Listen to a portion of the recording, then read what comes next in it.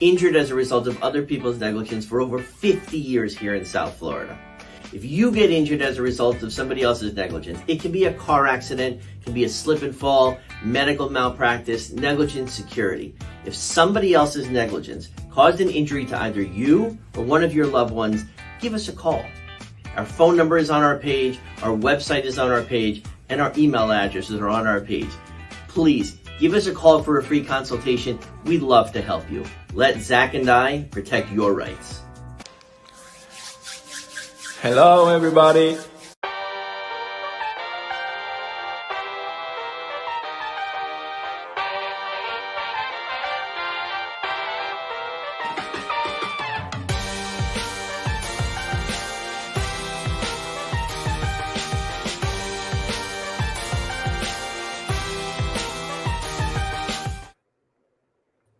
Fish on First Live, presented by Burger and Hits. As always, contact them if you've been injured by somebody else's negligence. The information will be at the bottom of the screen throughout the entirety of the show. A little bit of a smaller panel today, just myself, Nate Carsma, I'm the host, and joined, of course, by Mr. Eli Sussman. Eli, how's it going? Yeah, we're somehow getting closer to the end. We're somehow putting these out, making it through. Yeah, not much else to say, man. This has been. Thank you for joining. Thank you for keeping me company on this one as we try to. We're really in the. You're supposed to refer to the dog days as like the middle of the season, but once we get like deep into September, I don't even know what to call what it is that we're going through right now. Everybody that is watching us and commenting and supporting what we do, from TP Joseph to all our usuals in here, thank you so much for keeping us company during whatever it is we want to call this rough stage of the season, final couple weeks. Certainly. I mean, middle of September, we still have a good amount of topics to touch on. Obviously, the Marlins got swept in Pittsburgh up there in PNC Park. Quite the contrary from last time they were up there getting a playoff spot. Marlins might be breaking the players used record throughout the entire season. Mr. Peter Bendich going to work, and plenty of other stuff to touch on. Marlins going to DC after just playing the Nats last week. But let's start, like I said, against the Pirates. You predicted the sweep. You were not as optimistic as I was, so you got points on me for prediction time. But yeah, what do you take away from this series? I mean, not a lot of hitting. Pitching was, okay. I mean, Adam Waller wasn't too bad, but yeah, just definitely not the best. I want to start with the ends, with Bailey Falter carrying a no-no into the 7th inning against this team. Man, even I didn't quite see that coming right there in this series finale. As you mentioned, though, the pitching on the Marlins side in all 3 games was actually pretty decent. None of these were lopsided losses, even though it was a series sweep. But Bailey Falter in that final game, I even got a little graphic of his pitch distribution and where he was throwing his stuff on Wednesday. Yeah, right here. Look at this. All this like one side of the plate. I have not really seen that all that often from a starting pitcher. Everything was pretty predictable what he was going to do right here. Fastballs up and in and sliders down and in to all the right-handed batters that the Marlins had. And yet they couldn't really figure anything out against him. Literally couldn't figure out anything at all until that 7th inning when finally chipped away a little bit and made it somewhat interesting in the 9th inning. David Bednar came in there for the save and couldn't even get the job done, or at least the Pirates didn't trust him to get that job done, chipping away 1 run. And they brought up what would have been the winning run to the plate in that 9th inning to make it somewhat kind of interesting. Yeah, a whole lot of unlikely heroes, I guess, on the pitching side, if you want to call them heroes, even though they didn't actually make a difference in the win. Xavier Curry yesterday eating almost 5 innings out of nowhere. He's in a decent spot, I would think, to make like a spot start next week when his turn comes up again. In this case, it was in long relief, but for him to be able to simply throw strikes, like right here, the bar is so low at this point. You're just looking for guys to throw strikes and challenge hitters so that they could get through innings. And if you're going to have good results in the process, even better. Simply being able to do that certainly impressed Skip from hearing him talk about it post-game, and I wonder if he's going to get a spot start next week, his first as a Marlin right here.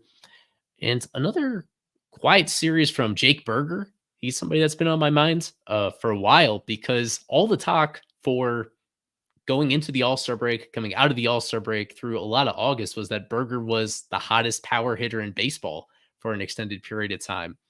He was, for a portion, depending on how you want to chop the numbers, Berger was leading the majors in home runs for a month-long stretch during that middle part of the season, and it raised his numbers back up to respectability. And I've just noticed that all of a sudden things have come way down, not hitting for any power whatsoever lately. I think he has just one multi-hit game over the last 4 weeks combined. And his overall numbers, all of a sudden, you look at them, and his season as a whole has just been so inconsistent with how much he struggled the first couple months of the season and how much he's struggling lately that it almost negates all the good that he was doing in July and for much of August right there. So that's just one reason why when they get swept, which they, hasn't actually happened that often, they lose a lot of series, but it's usually 2 out of 3 instead of getting swept in all 3. And he's usually the difference in one of those games. So when they get swept like this, it just makes me think about the little moments that could have made a difference. And if Berger was something closer to the player that we expected him to be, then perhaps they end up stealing one of these games. And we're joined by Mr. Daniel Rodriguez. Daniel, always good to have you on. I don't know if you watched many of these games, but what were your takeaways? I mean, you yourself were out there on what was that, Monday, Paul Skeens. How was it just watching him and going against obviously this caliber of lineup that the Marlins were trotting out, but also just anything else in the entire series that you want to touch on? I would say the first thing as of late, just the Bailey Falter game, him almost having a no-hitter. I think that shows types of lineup that the Marlins are putting out there and the way their hitters are going, almost getting hit by Bailey Falter. But he's actually been somewhat decent. But with Paul Skeens, it just shows that he's, again, one of the top pitchers in baseball. Just the way he's so easily able to fan guys and get guys to strike out easily, and the way he does it and the way he continues to have 199 miles per hour pitches just easily into the game. Him going 6 innings could have felt like he'd have gone 7, 8. But again, they wanted to take him out a little early there, and him having 9 strikeouts. Again, he probably could have had 12 double digits. But with Paul Skeens, that's the guy that's going to go ahead, eat strikeouts. And the Marlins just weren't really able to get anything going against him. Along with that, the Otto Lopez single to right field. But besides that, it just seems like there was nothing that was able to get anything past him. But I would have to say, looking at that, with Bayoso, he did give up a good amount of hits and some runs. It just seems like maybe right now he is definitely one of the top pitchers in this rotation, which again isn't saying much, but compared to just and everything, I feel like Bayoso is definitely, maybe you could even say, the guy right now for the Marlins. It just depends on what the Marlins get from Edward Cabrera. If they're going to get a guy that we say, oh, he could go to the bullpen, or it's a guy that who's been tagged as an ace since he was a prospect. So it's a tale of different pitchers that the Marlins having, to a point where talk about Bayoso as one of the top guys in the rotation. You talked about pitchers. The Marlins have certainly been cycling through not only pitchers, but pretty much every position on the field this entire season. They're on the verge of breaking the record. I think Real Life put him up earlier, but Mr. Jeff Lindgren, who's been with the Marlins since 2019, could be the guy to break that record. Eli, just tell us about, what it's been just a complete cycle. You just never know who's going to be called up, never know who's going to pitch one day to the next. Let's talk about what has been probably one of the most turmoil-filled rosters potentially ever at this point. We should note from this past series, a takeaway from yesterday was John McMillan. I don't want to say blew out his elbow. I don't want to speculate in terms of the severity, but an elbow injury. He came out there throwing 87, 88 miles per hour for a guy that usually sits mid-90s and immediately gets hooked from the game, goes on the IL. His season is over right there. And that's what has necessitated even more roster moves right there. It has been the perfect storm of injuries, of guys simply not performing, of Peter Bendix wanting to bring in his own guys. And between all of that, making other opportunistic deals at the deadline, they're going to go where no other team has gone before. No other team has ever used 70 different players in a single season. Marlins are at 69. The two new guys, Michael Peterson and Jeff Lindgren, are the ones that are lined up. They're now the main candidates to push them over the line to set that record right there. And I did have this headshot of Jeff Lindgren, who has been in Marlins Major League Spring Training at least once, if not twice, during his career, but you probably wouldn't recognize him. One giveaway is that his name is on his glove. In this screenshot, he actually has his own glove company that stands out right there. So he has his own side gigs going on. with all due respect, just in case he doesn't have like a distinguished major league career, he already has other, what do you want to call it? Business ventures in the works, aspirations, yes, that baseball related, just in case, because he has been in this organization since 2019. Actually, as a draft pick, he was somebody I was mildly excited about when he was coming up as a starter a couple of years ago. At this point, the reason why I'm guessing he's going to be the guy is because he's more of a long man that could eat multiple innings. And as we've seen with Darren McCacken, he's not somebody that really gets trusted to go all that deep himself. I think tonight there's a decent chance we see Jeff Lindgren right in here to eat some innings. And he's been in the big leagues before with the Marlins last year. But at this point, I think it speaks volumes that it took this long into 2024 for him to get that call up, because he was buried pretty deep on the depth chart. And the other guy is Michael Peterson, who has a funny backstory. I should say a really fascinating backstory in that he is born in the United Kingdom. He pitched for Great Britain in the World Baseball Classic, and he made his major league debut with the Dodgers earlier this year, got squeezed out of their situation and claimed off waivers by the Marlins. And I guess conveniently, but unintentionally, he just got claimed a couple days ago, and they didn't know that John McMillan was hurt. But when he did come out with his injury, it was a natural corresponding move to bring up Peterson to activate him and put him on this roster right here. A couple guys that probably don't have a future with this organization. It is just astonishing how many different players they've used who are either already outside of the organization or ones that probably will be once the offseason begins to reach that kind of astronomical, unprecedented number. A lot has to go wrong, and you have to take a pretty different approach to team building than we've seen before. Bendix has just been trying out anybody and everybody just to see what sticks so far. Going down to the wire right here in terms of setting the record. And then from there, the question is, how much breathing room can he create? How much of a lead can he build for future teams that unintentionally find themselves in the same position? And if it is Peterson, that'll be a pretty beautiful nod to Mr. Peter Pratt before he does retire from Locked On Marlins. I think that'd be poetic justice almost. Jalen, I want to ask you, what do you think? I mean, we've seen that Peter Bendix is, he'll wheel and deal, he'll do whatever he needs, get guys on the field, take guys out. What do you think this means for the future of the Marlins organization, and just how quickly is a quick hook, or just use obviously so many players throughout the course of the season? Yeah, I think with that, it just shows his ability to want to bring different guys, have them start and really maybe saving the younger guys. You look at all these players that they're bringing up, a lot of these guys are no one that's really going to be set for the future. Jeff Linger and Darren McCacken, John McMillan, Dave Scott DFA, Brett the Guys. All these guys are not players that I believe, or maybe all of us, that Peter Bendix sees them as guys in the future of this organization, on this roster, rotation, lineup, whatever the case may be.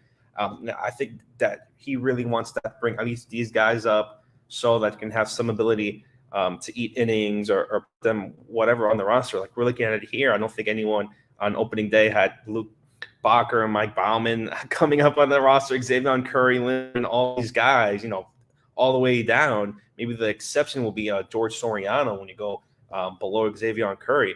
It just really shows his ability to at least bring these guys and try to make a roster out of something. I don't know if he wants to get any value out of them, but it shows that he's at least maybe trying to put all these guys together and maybe says something that they really are looking forward to the future, where they're not even bringing up any of these young guys or any of these young pitchers up to see what we might have and get them some type of major league time. But it really shows that he's maybe more focused on the future. And as of right now, it's season been over for Peter Bendix. Yeah, I got a trivia question for you guys. Can you name the one player on here who has been on this active roster the entire year? On the active roster, there's only one left at this point. Can you pick him out from this crowd?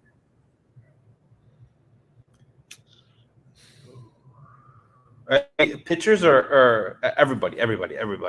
It's only one player, pitchers and hitters combined, of this group. Is it Jesus? Is Jesus Sanchez? Yep, because he's been in that lineup almost every day. I know I've seen him. I know Burger got hurt and everything there. That was the tricky one. Shout out to Jesus, man. What a tank. Yeah. Honestly, if you would have shown me this screenshot a year ago, I probably would have been able to name 10 guys. I don't even think 30 of these guys I even heard of a year ago at this time. That just goes to show you what a season it really has been. Eli, I want to ask you one more thing about this roster. We touched on Peter Bennett's approach, but maybe really hit how he just, throws guys at the wall and hopes they stick. Guys such as John McMillan, who's looked really good in his short time in Miami. Declan Cronin, another waiver claim. But we saw the bullpen whenever – I forgot when it's however they've been with the team, and I think pretty much everyone has been with the team. They just got to Miami in 2024. One of these guys, have you really been impressed with? Who really sticks out to you, through this saga of all these guys that have used the bullpen so far this season? And the bullpen is the one place where you can do this and justify it. You get in really tiny samples, you can learn a lot about the quality of guys' stuff and how their pitches mix with one another. Regardless of the results overall, it's great. Like if they are having success and not allowing any runs, but just seeing their stuff and having them work for you in a really tiny sample, there is some value in that. So I got to give credit for when they make those pickups. I understand the thinking behind it. When it comes to McMillan, when it comes to Jesus Tinoco is in that exact same mold right there. Health permitting, both of those guys are going to be in the 2025 bullpen. Those are guys that are genuine replacements for some of the veteran pitchers that they just traded at the deadline and got prospects in return from. So this is the game that you play where you're able to take these risks just because the team's out of contention, and you may wind up with guys that are approximately as good as the ones you traded away, and they do it while also being cheaper and under long-term control. It's with the other positions that it's harder to justify because you're not really going to learn very much right here. I mean, they have given extended opportunities to a Christian Pache at this point, especially lately. They've given him his chance, and for the most part, despite some better performance recently, he had a pretty good series this past series against Pittsburgh. He had late inning hits against both, well, definitely against Chapman and I think against Bednar as well. So, I mean, he's had his little moments over there, but I think it's been a lot more bad than good where you're able to see why he was available in the first place. On that position player side, you just don't get as big enough of a sample right there, and you don't want to get caught up in little tiny moments that sway your thinking on a player one way or another. I do admire what he's done on the relief pitching side.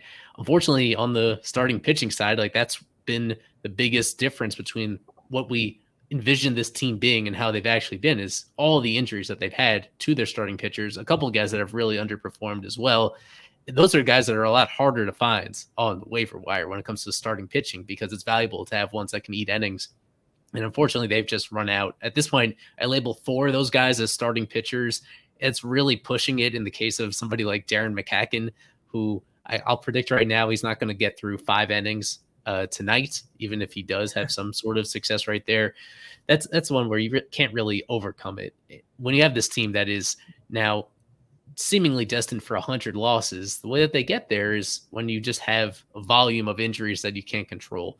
And the starting pitching, it is like some injuries are inevitable, but when you have all of them pile on top of each other with all these guys that are at the top of your depth chart and even the next tier below them at the exact same time, it's just it creates this mess right here where unfortunately at this stage of the year, I'm kind of at a loss for words where you're just going through the motions at this point just to get through these final couple weeks. You touched on the injured guys. Braxton Garrett, who has been injured for a good amount of time now, had a rehab start in Jacksonville yesterday. You watched that start, Eli. What did you notice from Braxton? And are you truly expecting to see him back up before the season ends? And same thing with Ryan Weathers, who's been making rehab starts as well. Yeah, he went 3 innings yesterday, 59 pitches, didn't allow a run. He used all of his pitches, all 6 of them, if you want to include his 4-seamer, his sinker, his curveball, his slider, his changeup, and even his occasional cutter right there. He looked normal, and he's just going to get stretched out a little bit more. It's at this stage of the season that I question why it is that these guys need to get stretched out as starters, because look at this. They need a 5th starter. He's not being blocked by anybody at this moment. I wouldn't really disagree with them bringing up Braxton and even Ryan Weathers right now at this point. Not much else to lose. And if they do look healthy and their stuff does look normal, then I wouldn't be opposed to rushing them up. It does seem like they're going to be very conservative in this case, just to make sure that when they're in the big leagues at the very end of this season, that they can have at least one regular start where they feel like themselves again. So with Braxton, it's going to be at least one more rehab start. It might even be two more just to get him fully stretched out for the final week of the season. Weathers is a couple days ahead of him. He's already made 2 rehab starts. He makes another one tomorrow, and he's going to push for 5 innings, whereas Braxton just won 3. We could see Weathers a little bit earlier in time to make maybe 2 starts before the end of the year. But last time we saw him, his stuff did look normal. His results weren't very good with Jacksonville. That's partially because of the defense behind him. And then he made his own error that kind of contributed to the damage. So they look healthy. I think in both cases, especially in Weathers' case, it is crazy how much time he's missed. You remember he injured his finger like 3 months ago, a little finger injury, and that ends up robbing him of half of his season. Impossible to foresee something like that, but it will be a tiny, tiny silver lining at the very end that I do expect to see both of them pitching major league games so that they can go into the offseason just feeling like themselves instead of feeling like they're in rehab mode. And we're talking about the minor leagues. 2 of the lower level minor league teams just ended their seasons earlier this week in Jupiter and Beloit. Daniel, pretty big, pretty long season, a lot to take away, but what were your main takeaways from the Hammerheads and Stycarp season? Obviously, a lot of young pitching, and of course, towards the end of the season, saw some new draftees come through. Carter Johnson didn't really enjoy the best season, but Fenwick Tremblay on their hand was pretty good. So was JJC. Just what were your main takeaways from the 2024 season that was in Jupiter and Beloit? I mean, we could go with Beloit in terms of maybe their pitching, seeing guys like Thomas White, Noble Meyer. Just with Noble having a really up and down minor league season, it seemed like some points showed really flashes of what he can be, and then at points it was like, I don't know, this is a little tough here. Well, maybe it's something coming up, or maybe something's happening. But with Beloit, it was really just that point, just figuring out really those 2 pitchers and everything really going on there. And with Thomas White really just being easily probably one of the best pitchers in this organization, maybe the best pitcher in the organization, and how well he's been performing as well. And, just looking at it here, just really average to below average teams with Beloit and Jupiter, probably a little more. So on Jupiter, it just seems like, they weren't really the best team out there. And then we had, Eli, what was his name that we had for the on stream? He really talked to us about Jupiter and everything going on there. That was Brendan Erlinson, the broadcaster. He did the home games for Jupiter. Yeah, just everything going on there. If Kevin were here or maybe Carver, they would be better to helpfully explain that. But it just really maybe what you expect with these lower minors, really see the player development aspect of it and trying to get the best from those abilities. I know with the Marlins and the Jupiter, it maybe didn't really go out too much, and there was a big case where it seems like the biggest release I believe in the season, 15 something guys being released also for didn't really help as well. But having all these younger guys, you mentioned Carter Johnson, PJ Morlando and his couple at bats for his unforeseen injury, but it just up and down seasons for both teams, for Jupiter and as well for Beloit, just for really developing these guys. Well, I have a stat really quick on Jupiter. As a team, do you know how many home runs their team home run leader hits this season? The guy who led the entire Jupiter Hammerheads in home runs. They had nobody more than 5 this entire season. Like, I get that Roger Dean is a tough place to hit, and a lot of these guys physically still have some room to fill out, but it's a 5-way tie between Ryan Ignafo and Kemp Alderman, Angelo Spina, miss him. No longer an organization. Legend. Sadly. Yerrol Martinez and Colby Shade, 5. Nobody had more than 5 home runs. The entire team only had 40 in 130 games. Even like relative to the rest of their league, that is a shockingly low number. And that did come up on the stream that we did with Brendan a couple months ago, trying to explain, why exactly the home run numbers are so much lower with this team. I need to double check this, but I'm fairly confident that Jupiter hit fewer home runs than any other full season affiliate in all of minor league baseball this year. It's not even that this was a bad system, although it was kind of weak at those levels. I'd love to see what Dylan Head would have done if he was in Jupiter for 4 months. I feel like he could have topped that number, even if Brock Reidenberg, for example, is like the biggest guy in this entire organization. He's 6'6" or 6'7" and like 250 pounds, and he only hit 4 home runs when he was down there. I don't know what to make of that, but I think it still points to a little bit more that needs to be done on the player development side in order to get these hitters up to their potential so far this year. They're more positive stuff in the upper levels when it comes to the position player side. Guys that we've seen in the big leagues, guys that are finishing up their years with Pensacola and Jacksonville. That is what sticks out to me, is the lack of power hitters that have come up through that particular level of the organization. It is a tough code to crack why it is that it's so hard to produce runs down there.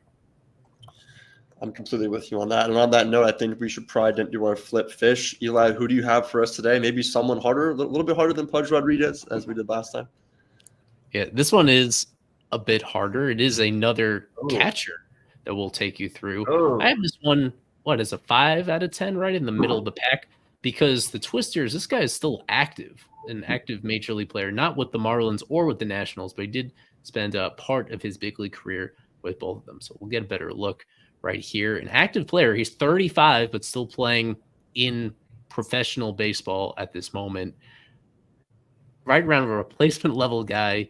Not much of a hitter, as you can see. 1 stolen base in his entire career, but a switch hitting catcher for both the Marlins and Nationals, who is still trying to claw his way back to the show at this moment. Not yet retired. We'll think it over during the break, and we'll come back for the other side with the reveal and a little bit more conversation. So stick with us.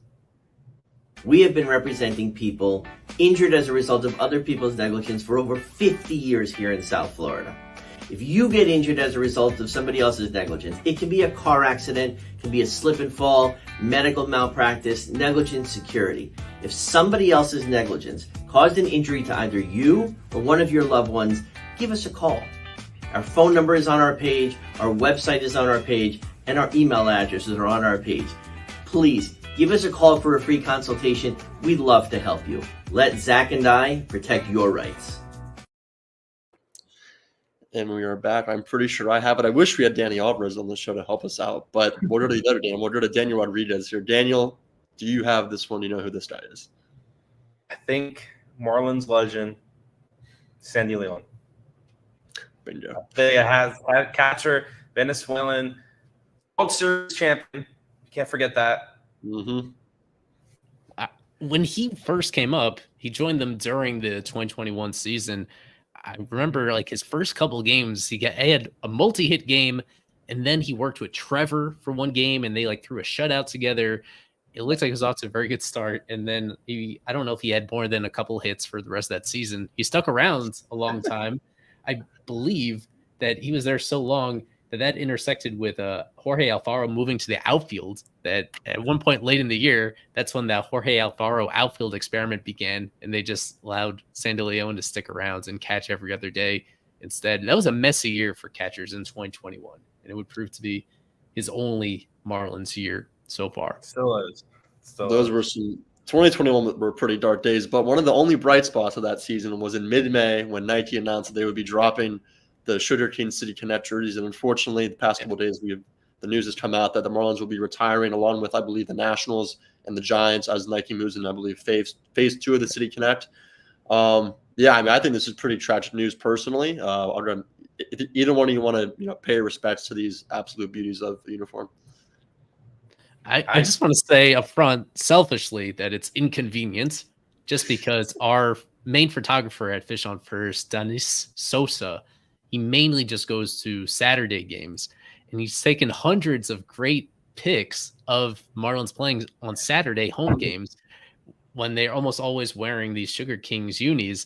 And so we have such a rich supply of almost every relevant player wearing these uniforms, and now won't really get a whole lot of run out of them in the future. We can still use them, I guess, on the site and in some articles. It's just it won't hit the same if they're not going to be wearing those, and we don't think they'll be wearing them again in the future when they go through this reshuffle, and redesign of the City Connect ones right here. I was a big fan of them. I thought they did a great job with them. It was kind of a stretch to call them City Connect because they paid homage to a Cuban team, the Cuban Sugar Kings, that were based in Havana from they were affiliated with minor league baseball in the 50s up to 1960. So it was a stretch to include them as part of the campaign, but they did such a good job. Let's get a better look at what Daniel's got going on right there. Yeah, both the jersey and then the hat as well with the crown that has MM for Miami Marlins on there. I thought they did a great job. I think you ask around, and most people who tried to grade these things and rank the City Connects would say that this was one of the top ones that anybody came out with. So, yeah, a bit of a bummer that they're getting rid of it. It's just a high bar to clear. And so I think immediately a lot of people are hoping that the new version is going to actually be something related to the history of the Marlins and specifically something that incorporates teal because they had to phase that out of their rotation this year. If the new version brings that back in and they can, for the next several years, have something permanently part of their rotation that includes the teal, people will be satisfied with that as well. And I posted my personal favorite memory on Twitter in these. It was actually the opening weekend when Garrett Cooper hit the walk-off homer off of Drew Smith. That was pretty electric. But I'll go to you, Daniel, since you already have it on. Do you have a favorite memory of these beauties? Oh my God, a favorite memory. I'm trying to think about it. You can always go back to the debut. I think the debut is always a big one. And ushering them in. Oh my God. I could go, I believe. Did they play the Yankees with jerseys, I believe? I feel like that's what Sandy threw the complete game, I believe, in the news, I'm gonna say. I remember that one. I remember the one where they played the Yankees. I remember to a college. It just feels like these are have been iconic for the last couple of years. I feel like players look forward to wearing these. The fans look forward to coming and wearing all this. And again, with the community, keep the community, I feel like really connects with that. Like you mentioned, I'm interested to see what they do next season. I feel like they might Miami Vice just because I feel like that's the hot thing in now to do. With different Eli, how many games I'm grateful we got to see David Robertson pitch in the Sugar Kings uniforms once or twice. Yeah, his connection to Cuba right there, definitely. When I think Sugar Kings, I think David. I wish Alex Krutchik were here, but I love these jerseys. I think they're. I'll keep them full time, alternate. I think if you ask some fans, if hey, would you be okay with this being the full time uniforms? I think they would be okay with that too. It just, I remember hitting the home run. I believe he had a walk off home run in these jerseys as well. I remember that one. And look behind them as well. Look who's behind them. It just, I didn't know the jerseys went back that far with Brian Anderson, but I'm gonna miss these. I'm excited to what they do next season. Maybe they do a Miami Vice. That just seems like the only thing conceivable I can really think of. I don't know any other connections that they can possibly go by, but as of right now, that's what I'm thinking. Plenty of good memories, plenty of good times. I mean, for better or for worse, those jerseys I've seen the 2022 Marlins. They also saw the 2023 Marlins, of course, this year. So a whole lot of up and down. But let's get into this series against the Washington Nationals. Like I mentioned earlier, the Marlins just played them back in Miami. Finally picked up their first win over Washington. But I don't think we're going to line up in a little bit, but let's just talk about what we're looking forward to in this series, either starting pitching. We'll do starting pitching first. Edward Cabrera gets to start on Saturday. Eli, I want to ask you about Edward. He's using his four seam a lot. I want to go to you about that for sure. Looking a little bit better as of late, but it's the Edward Cabrera roller coaster experience, I should say. So what are you looking for out of Eddie? Yeah, I'm so mentally exhausted about talking Edward Cabrera stuff just because it's been this almost constantly ever since he got called up, where there's stretches where he looks awesome and then there's stretches where he doesn't look like a starting pitcher, and then there are stretches where he's simply hurt. A lot of those stretches where he's hurt. Thankfully for him, I mean, he's been one of the only constants in the rotation now going back to July or so, where he has made every scheduled start with the exception of, I guess I spoke too soon because he did have that migraine scare last week that pushed back his start just a couple of days. But then he made that start and he looked great. What I had noticed recently, if you look at his last four starts right there, happen to be his top four starts this season in terms of his four-seam fastball usage, which is his fastest pitch and one that you could argue is his worst pitch. A reason why he would probably say that he doesn't throw it very much is because when he does, bad things happen. He doesn't throw it for strikes a ton. It gets hit hard, and he doesn't really miss as many bats as you would think, just because it doesn't have those great characteristics where it doesn't necessarily ride that high up in the zone. It's something that guys can get their bats on if they're prepared for it. That being said, you need it to set up the rest of your pitches. And he has this deep pitch mix. It's just that everything else winds up in the bottom third of the zone or below. You need to change eye levels a little bit. That is why you rarely see guys like him that for most of this year and for most of his career, he was throwing his four-seamer about a quarter of the time of his entire pitch mix. When you're that far down, guys, they don't have to eliminate it, but they can also focus on certain parts of the zone because of that. Because there's nothing else that he throws that really consistently is up in the zone. And if you have this pitch that at least makes the hitter think a little bit more and also prepare for a wider range of velocities, then I think you're going to have more success overall. So I don't think it's a coincidence that he's been better this last. You could really stretch out this period of time a little bit further if you want to, but especially lately where he's been more solid, it's because what he's doing in this regard. I think it matters that he's actually been able to have more confidence in this pitch, even throwing it 40% of the time. I think that's a nice sweet spot for him in order to set up the rest of the stuff that he has. So this weekend is going to be another test of whether or not that adjustment is actually paying off. I want to ask you, Daniel, about this young, exciting Nationals lineup. I believe you hosted last time, so you didn't get to talk too much about them. Obviously, we have probably the biggest name, not in the lineup tonight, but Mr. Nasim Nunez. But other than that, we got Dylan Cruz, James Wood, plenty of young talent, even Keibert Ruiz, and Jacob Young, who really also touched on last time, is having a very, very quietly good year. So, yeah, who's exciting to you in this lineup, Danny? I feel like we can go a little bit, the opposite of you mentioned all these players. Joey Gallo, he mentioned he had, I believe, the first home run that series. I remember Eli texting us. Who would have thought, Joey Gallo, of course, right on cue, hitting the very first home run there. Again, someone a veteran there, just really home run strike. 3 true outcomes guy there with Joey Gallo. But I think someone you have to mention, of course, is just Dylan Cruz. Went right after Paul Skeens last season. We see Paul Skeens is at and how he's dominant he's been. And Dylan Cruz finally getting the opportunity to come in. It's really been, I don't want to say average, but it's been up and down. Look at his average again, 2.22. Nothing really crazy there, but doesn't really get on base. Has a 2.95 on base percentage. With Dylan Cruz, again, his walk rate could be a little better, but at the same time, 9.8. It's what you maybe hope for with a guy who's just starting off his major league career. He is slugging the baseball, so when you look at his OPS, it might be a little convoluted there just because his ability to hit the home run and get barrels into the baseball.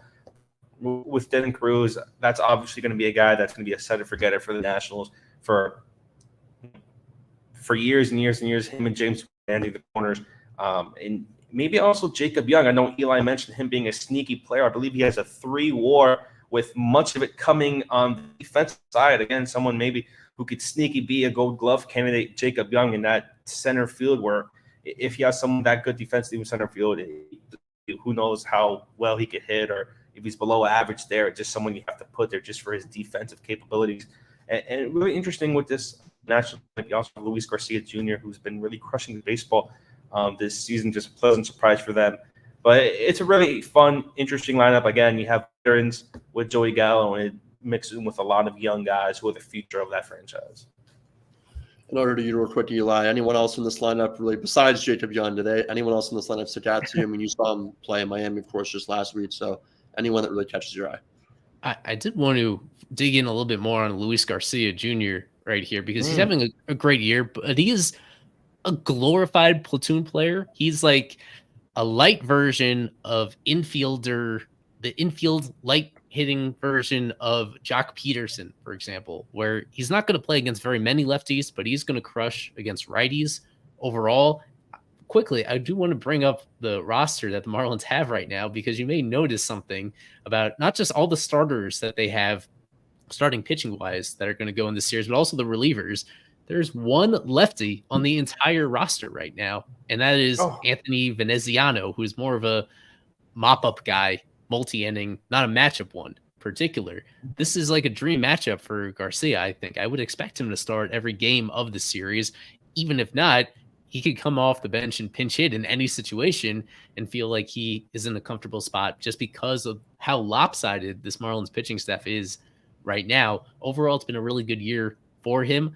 He doesn't have the same sex appeal as these other hitters just because he's not a prospect, but he's almost as young as some of these other guys, even though he's been around forever, only 24 years old, even with all the experience that he's had so far. He might not be the true core player of this group. He is still one that is going to be around for the foreseeable future with them.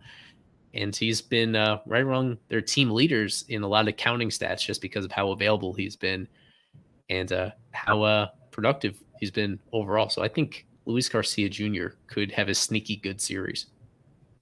And one of the young guys I didn't touch on, who was looking like a young phenom earlier this season, CJ Abrams, who got an all-star nod, has been very quietly pretty abysmal in the second half.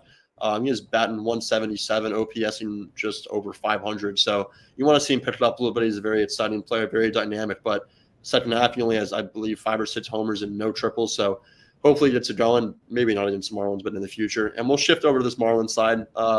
Probably pretty fair amount of blue on this side, I want to say. I mean, a lot of the guys aren't qualified, but it's rare to see a lineup that is almost as blue as the Marlins. But I'll go back to you, Danny. I know Christian Pache had a great series, but is there anyone else that catches your eye other than Mr. Pache in the middle of this lineup somehow? Oof. Honestly, I'm going to go with Jonah Bride. I feel like Jonah Bride sneaky been second half MVP for the Marlins, you could say, just how well he's been performing and putting in those spots, and Skip trusting him and getting him, I believe he has over 200 bats already this season, and how sneaky he's been playing almost every day, whether it's DH, whether it's first base.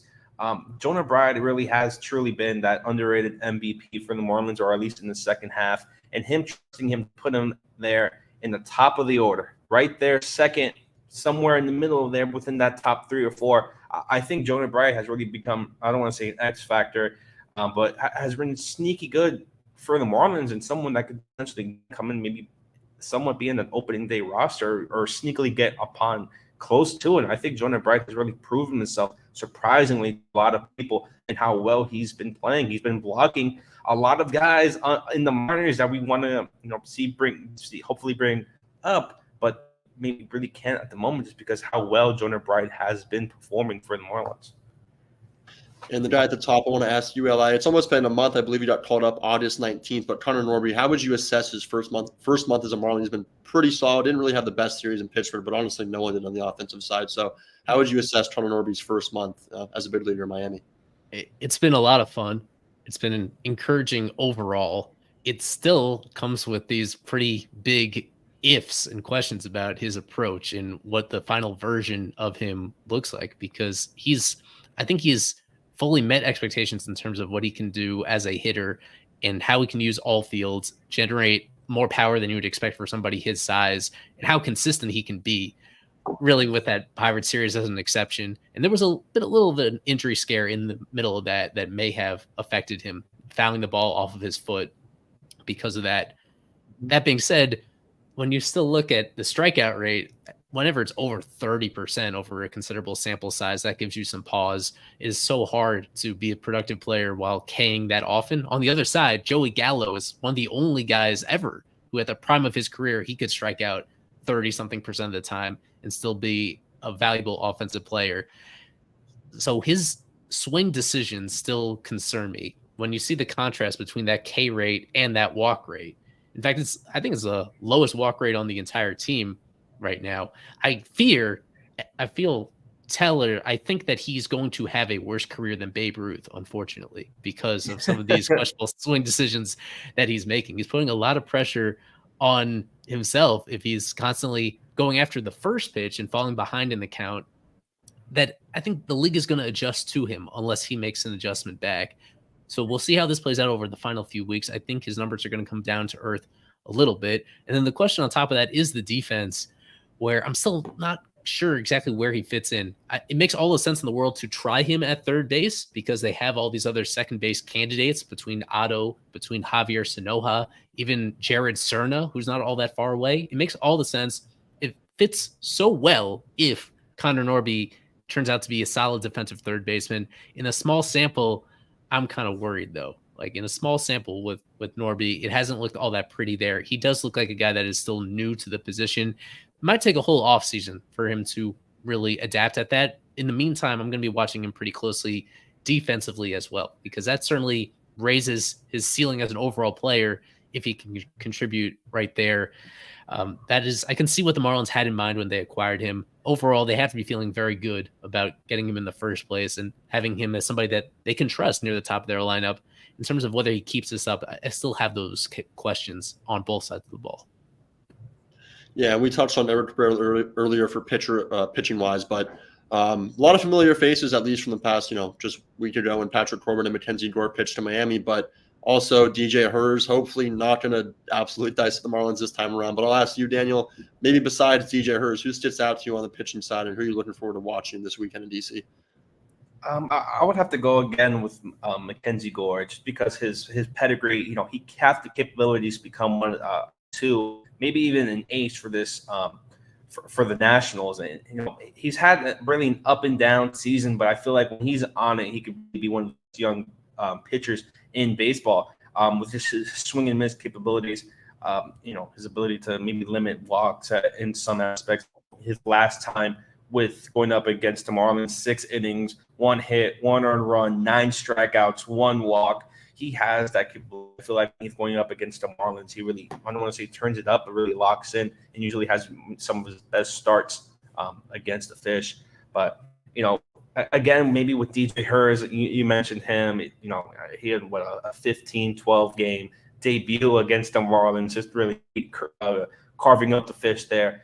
And with Patrick Corbin, that's just the tale of how many runs is he going to give up? Are the Nationals going to be able to score and run to counteract maybe how many Patrick Corbin is going to give up? But if Patrick Corbin next Johnny Cueto, 1 year, $8 million deal to the Marlins, who knows? But I would say Mackenzie Gore really is the one that stands out to me, because I think out of those 4 pitchers right there, you're looking at the Nationals, I think easily he's probably the best one. And maybe if you're looking at all these 8, maybe again, if you look at it, it's someone that you want out of these 8 pitchers. Maybe Mackenzie Gore is that guy that you choose out of these 8. Mm-hmm. And you mentioned Mackenzie Gore. Obviously, I touched on C.J. Abrams earlier. They both came over from San Diego in the Juan Soto trade. It's been 2 years now since the trade. Let's do a little bit of a retrospective here. It's the last time the Marlins will face the Nationals this season. So, Eli, it's already been 2 years since one of the, I'd say, most groundbreaking trades, earth-shaking trades, probably in recent MLB history, that's for sure. How has that gone over for both teams? Of course, now Juan Soto is a Yankee, but we're just talking about it 2 years later now. Overall, the Nets have to be pretty thrilled with the way it's going. That being said, I would say that the last couple months have raised some questions about it. I think at this point, I would bet on James Wood being the most impactful guy that they get as a whole over the course of his Nets career when it all plays out. Because with Abrams, you mentioned not just the slump offensively, but also defensively. I don't know if shortstop is realistically going to be where he's at long term. There's just a few too many routine mistakes that he makes there that he's still making, just like he was last year and then even the year before when he was just getting his feet wet. That kind of lowers his influence on the organization moving forward if he has to shift down the defensive spectrum somewhere. And Mackenzie Gore, I don't think people should skate over the fact that this year has been pretty disappointing from him as well. It's been a step back from where he was in 2023. The first half of the season was pretty encouraging, but I watch a lot of Mackenzie Gore, and he is just surprisingly hittable for someone who has the kind of stuff that he has. Also, the control being a little bit uneven overall. And that's how you get to a point where over the course of this year, the good thing is that he's been healthy and able to build up innings, but the results have not been probably what you would have wanted. I think realistically, he's certainly not a top of the rotation type of arm moving forward. I think even a mid rotation guy would kind of be a best case scenario at this point, where I think there's still a lot for him to figure out in terms of how he wants to utilize his stuff. It's not entirely different from where somebody like Edward Cabrera is, to be honest. When I watch Mackenzie Gore, it feels like he should be better than he actually is, but he's had just a lot of outings where he's not putting batters away the way that you would expect him to. And really puts a drain on the rest of that pitching staff right there. That being said, like James Wood alone is somebody that has that potential to be one of the best all-around players in baseball.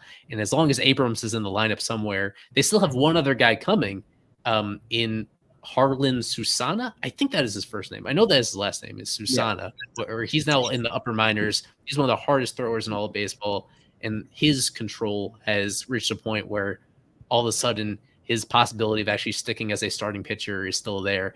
I would expect him to be in their big league spring training 2025, somebody that could debut by the end of next year. So the combination of quality and quantity gives them all these, it has allowed them to potentially fill out most of their core just with what they've gotten from that one deal. It's why it was kind of an unprecedented deal at the time to get that much in return.